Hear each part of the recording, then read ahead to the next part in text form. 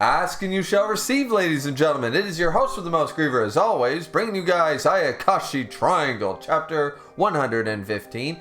And what do I mean by that? What do I mean by ask and one shall receive? Well, definitely, if you haven't already, go check out my 2023 manga expectations video. It took a while to edit and a couple extra days to actually get uploaded, but it was my first video of the year. And in that video, I talk about all the series I cover, including Ayakashi Triangle. And my expectation and hope for Ayakashi Triangle was for this corruption, the Ayakashi are being corrupted, and I want more of a mastermind. I want more of an arc, not something that's only going to be 6, 7, 8 chapters with, of course, fluff chapters in between. No. What do I want? I want an actual arc. I want an actual antagonist that is not defeated in 2 chapters. I want a real antagonist. I want a real villain. And boom, once again, ask and you shall receive. Chapter 115 surprised me in a lot of ways. It used the Ichi element to actual progress in the character's development, because the characters are currently training. Our main characters, Suzu and Matsuri, are training in this chapter, but also we get some big time with Matsuri's mother. We get some big revelations. So let's just get right underway with this. By the way, the cover page looks extremely nice. Of course, there's Matsuri's mother there on the front cover. Ryo apparently discovered that it was a human spell. So I'm going to be jumping around here a little bit because that's not what Ryo says, but this is what we later on find out. Remember, at the end of the last part, Ryo ended up capturing some of the corruption from the Donpa and is trying to figure out, all right, what, under, of course, Matsuri's mother's orders, and trying to figure out, all right, what is this thing, and analyzing it, yada, yada, yada. And it reminds me sort of like an early Spider-Man episode with, like, the symbiote in a test tube sort of idea, the Venom symbiote, that kind of idea. And what we get here, of course, we get our little bit of fan service, we get a little bit of Ichi, but it's more about the dialogue. It's like, don't tell Matsuri about this, and she ends up going. So, as I said, we get the repairs. They go to the village of the Ayakashi. Matsuri's still wearing the mask. Suzu gets everything repaired, her Ayakashi gear, and then she goes on following Matsuri with Shirogane because they're going to do some ninja training. They're going to go under the waterfall and do the classic Buddhism, Shintoism, all that stuff. You hold yourself, you purify yourself under the waterfall and mentally prepare yourself under the rage of a waterfall and stuff. There's a lot of reasons to do it, and I am no expert, but we've seen it time and time again. So Suzu agrees to join Matsuri, even though Matsuri says, no, this is something that I need to do because without Ryo there, we really would have been done for. So this means that there's still room for me to get better. Of course, it's always about being able to protect Suzu and all that stuff. And I'm like, all right, good. But Suzu also acknowledges, listen, I like that you want to protect me and everything, but we've already had this conversation. I also want to be able to fight by your side as well. I don't want to be the damsel in distress all the time. I want to be able to hold my own. Not that I don't want your help, but I don't want to always just be the scared little girl. So she's like, you know what? She changes into, of course, the swimsuit and stuff and says, I'm going to do it too. I'm going to, try to train myself in the same way that you are. And so they both begin training, and it's actually a nice sort of a scene together. And as I said, the only Ichi moment about the entire thing is in regard to the fact that she finds everything intensely cold. The waterfall, this is more intense than she thought. Everyone, when I was growing up, a lot of people who were watching early on animes, we saw this a lot, the training under the waterfall. And a lot of people thought it was kind of like, what's that really doing? How long do they stay there? All they're going to do is catch a cold. It can't be that difficult. It's like, no. Once again, what they're talking about here, this isn't like physical training so much as it's about mental training, about meditation, and about strengthening one's willpower, one's mind to be in harmony. It's about the temperature. It's about the currents. It's about that. And here we're seeing that is that automatically she's trying her best, but she's shivering, she's freezing. She's like, was a waterfall always this cold? This is a lot harder than it looks and stuff like that, right? How is it this cold this time of year and all this stuff? I can't feel my toes, I can't feel my fingers, hypothermia is setting in, all that fun jazz, right? So this is where Matsuri, looking concerned, of course, because Matsuri is more used to this type of thing, says, hey, if this is too much for you, why don't you bow out and I'll continue training? You know, you don't have to do this. And then this is where Suzu, of course, we have a bit of an Ichi moment and all that stuff with her having lecherous thoughts. But as Kanade, of course, little Suzu, acknowledges inside of Shirogane is that she's not just using, she's actually using her positive, even though they might be, you know, not so pure in nature, they are still affectionate thoughts. Even if they're physical in nature, they are still feelings towards Matsuri and stuff like that. And she allows these feelings to sort of harmonize her life energy and slowly warm her body. It's coming back to her body and such. And Matsuri notices that this is the same as last time she did this sort of idea. Like talking with the spirit, sort of being in harmony with the Ayakashi all around her, being in harmony with the life energy. Very reminiscent of like Star Wars The Force and how that sort of pans out and works, right? So Suzu, she doesn't exactly realize she's doing this, but we get Kanade and Matsuri both realizing that this is what's happening. Shirogane even acknowledges she's trying to overcome the waterfall training with worldly desires, but Kanade even says the Ayakashi meaning that she sealed away, she's able to force it out by her feelings for Matsuri. She's not saying, oh, lecherous thoughts and this, that. No. It's more simple than that. It's just that they're still positive feelings, just because they're a little more in nature. It still doesn't mean that, you know, like if she was standing under there with any other female or any other person, this probably wouldn't work. So it's all about Matsuri, not just about the physical aspect. So Kanade says it's so absurd that it makes me laugh. See, this is nice acknowledgement of, okay, should that really work? But you know what? It kind of does. So we like that scene. Now, jumping in, and that's all the Matsuri and Kanade Suzu stuff. The reason I skipped over some other stuff is because I really want to talk about this. This is the big thing. This is, okay, we're actually going to get an arc. I have a feeling. I have expectations. I have hope. Once again, go check out the 2023 manga expectations, because I said this is what I wanted, and this so far is what I'm getting. I had no idea, once again, that this chapter dropped when it did, so I am a little late on this, and that's for some reason. All the other Discords are working. Every time I have the same settings for all the Discords, I get no notifications, so I never know when these chapters drop. I just have to remember to check all the time, right? So, in the end, we jump back over, of course, to Matsuri's mother. Kazumaki, of course, Miss President Leader Kazumaki, and she's back in the big city, wherever that may or may not be. They don't actually give us a title card, I believe. And she ends up being driven by, you know, some type of bodyguards, maybe, like, well, they're, of course, exorcist ninja, I'm sure, because she even remarks, don't call me leader in public. Like, really? And he's like, oh yeah, President Kazumaki. Yeah, that's it. So these two are clearly trainees under her, probably quite powerful ninjas in their own right. So they talk about, hey, you have a meeting with this, you have a meeting with that, and she's like, sure, yeah, Jinyo problem. Yeah, I'll get to a murder, yeah, I'll get to that stuff, that's fine. But right now, I have an audience with a Go-Goyunsen. Now, I'm probably butchering that. It's Go-Gyosen, I believe is how it's pronounced. But when I try to say it fast, I always add an extra O or an extra N or something like that. So, Go-Gyosen, I believe is the pronunciation. But once again, don't speak Japanese, so I could be totally full of shit on that one. But anyway, the leaders, and of course, and she's like, they're stubborn. So we're getting the vibe. This is the council. This is the Gorosei from One Piece. This is the Jujutsu High Council in of course, Jujutsu Kaisen. This is the Central 46 in Bleach. This is the group. And of course, they're not exactly these wonderful people that we would all like to think they are. The world leaders are only out for the people and our benefit and our...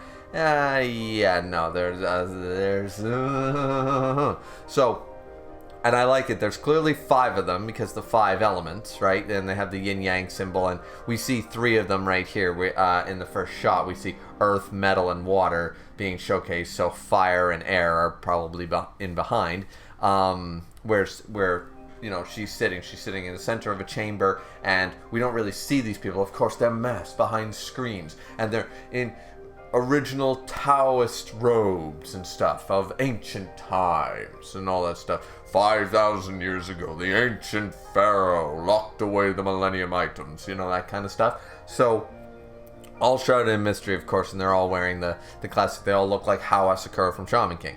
And she remarks that, she's the leader of the Kanto Exorcist Ninja group. She's the leader of the Kanto group, but of course there's different groups all around, I'm sure, in different regions of Japan, different sects, that kind of idea. And these are the 5 that all of Japan clearly answers to, and that's what we're gathering from this. Now, when she starts talking to them, she's already figured it out, and she's curious that they actually admit this. So they found out the reason, where did the corruption come from, and why was it targeting the Ayakashi medium and such. And she's very blunt. She reports it to them directly. Said the corruption has a command driven into it. Take care of the Ayakashi medium. However, such a thing cannot happen to a natural icon that they know of. That's not a possibility. So they know from Rio being very good at what she does, it was made with a human spell.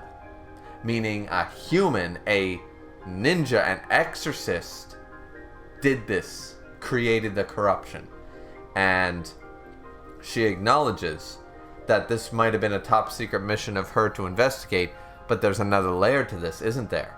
And they don't get mad. They don't say, how impudent, the insolence, or anything like that, like the classic groups. No. They're like, as expected of one from Seigen Kazamaki's daughter. So now, I don't know if it was confirmed before, but now we know that the grandfather, who is Seigen Kazamaki, the grandfather that Matsuri lives with, this is actually his daughter, not daughter-in-law, because a lot of the time in translations from Japanese to English, sometimes that's flip-flopped. It's not exact, you know what I mean? Because a lot of married-in people in Japan end up calling the parents, it happens in English culture as well, but more often than not, you refer to them as mother-in-law, sister-in-law, brother-in-law.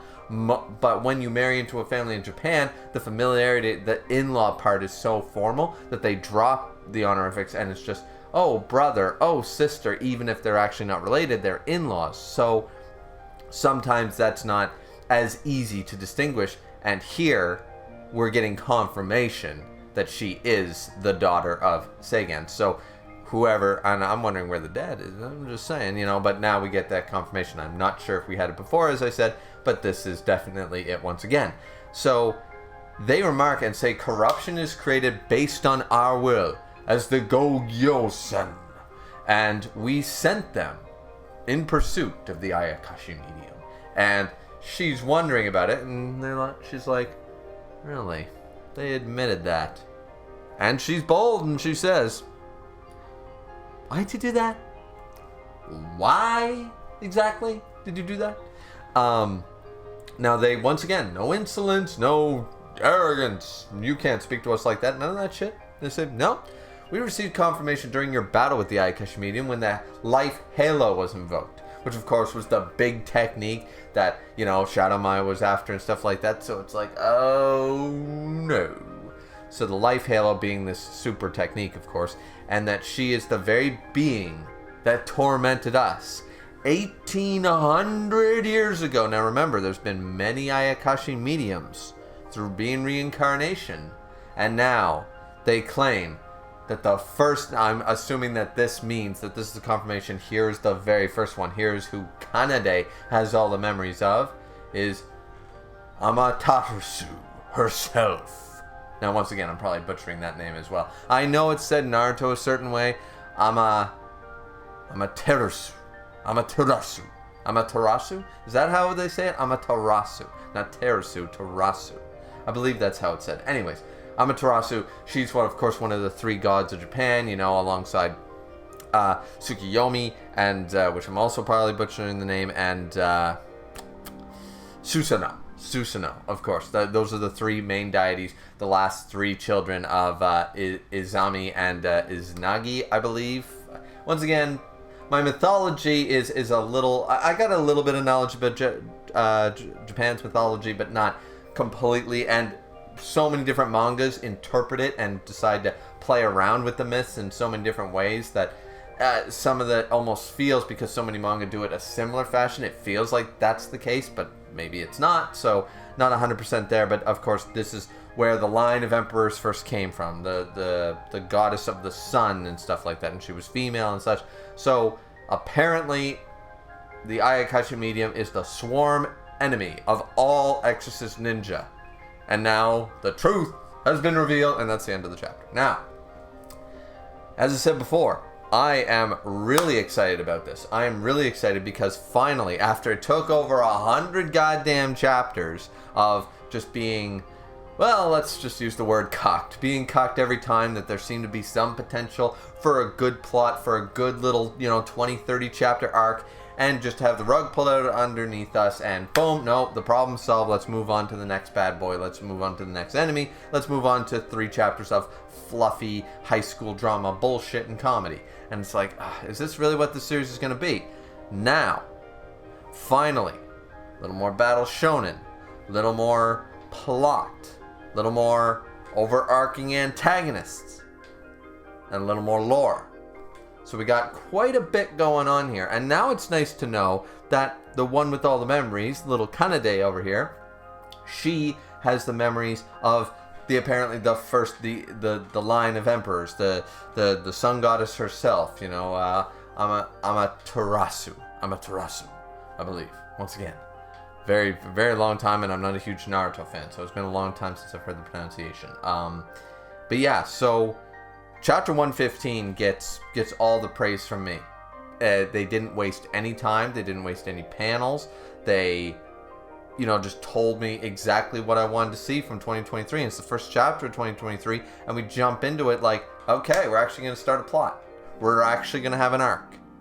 There's actually going to be maybe more battle shonen. Because once again, this was introduced to us as, yes, an Ichi fan service comedy manga, like Ranma Half, and stuff before, but also still martial arts. Fairy Tail is loaded with fan service and comedy moments and tropes. Still had fights and battles. It was still a battle shonen at the end of the day, and this is how this series was introduced to us at the beginning, so it's nice to see that maybe we're going to steer towards that. We have our group, we have our main characters, let's put them in a dire situation, and let's see what happens. So, anyways, long ass review, just like all the other ones have been. Hope you guys enjoyed the review once again. Like, comment, and subscribe, because that's all I have to say about this chapter. Otherwise, I'll just be here being so happy that a series that I've been following since chapter 1 and reviewing since chapter 1 on this very channel, finally I can have some actual praise and say, hey, took them long enough, but maybe they're actually going to start something. So my expectations are a little up here. Maybe they'll end up being, pulled out from under me, but you gotta have faith in something. 2023 is a new year for a lot of reasons, but let's take the little W's where we can get them. So Ayakashi Triangle hitting 2023 with a great chapter, 115. So that's it from me. Hope you guys enjoyed. Hope you guys like the new, probably over here, camera's reversed, I believe. I hope you guys like the new layout, the new display and stuff. Just going for something a little different to really have a fresh start for the year. And we're trying to hit 1,000 subscribers as soon as possible. No actual date in mind. It was December 31st of last year, and we clearly did not reach that. We're about 80 odd people away from that. So hit that subscribe button, and we will see you guys back here next time for more Ayakashi Triangle, and I'm actually looking forward to the next chapter for once. So we'll see you guys back here next time. Have a good one. See ya.